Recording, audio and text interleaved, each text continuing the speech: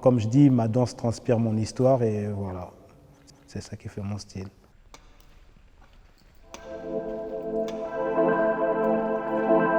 Je suis né au Congo vers l'âge de 5 ans pour avoir de meilleurs soins médicaux. Justement, je suis venu en France et suite à certaines péripéties, je me suis retrouvé dans une famille adoptive en Bretagne, à Saint-Malo.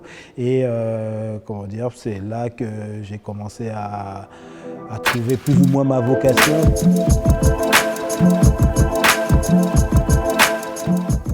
Mon style s'est forgé en même temps que mon corps. En gros, par rapport au mouvement que je faisais, que je développais, en fait, j'ai plus développé le haut de mon corps. Il y avait des mouvements que ma poliomyélite m'empêchait de faire. Alors, j'ai justement compensé et en même temps, j'ai utilisé justement cette faiblesse qu'il peut avoir dans cette jambe pour en tirer une autre énergie, quoi. Peu importe si maintenant, techniquement, il y en a qui peuvent être au-dessus de moi, mais je reste toujours entre guillemets unique, et ce qui fait que je perdure. Ça fait 20 ans que je suis là et les gens me comptent parmi les meilleurs, et j'ai cette chance d'avoir toujours cette notoriété, d'avoir toujours ce public qui me suit.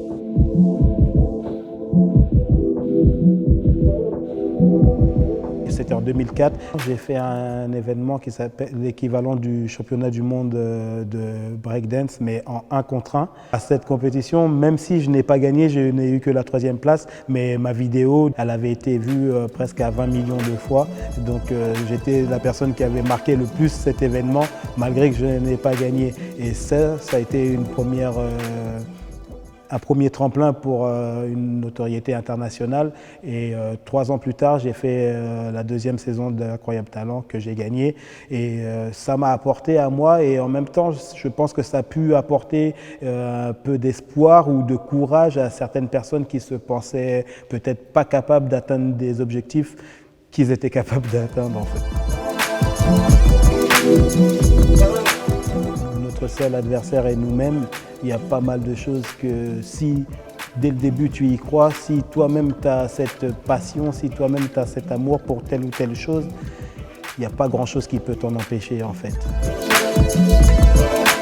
J'ai la chance de vivre de ce que j'aime. J'ai la chance de pouvoir avoir des avantages que n'importe quel métier ne permettrait pas. J'ai fait près de 80 pays, j'ai rencontré des personnalités. Je me suis retrouvé à manger chez Madonna, à rencontrer des Jamel Debbouze, des Alain Chabat. Il y a des choses que j'aurais jamais faites avec un autre métier. Et mon métier est de m'épanouir en fait. Et voilà, donc je fais mon job à plein temps.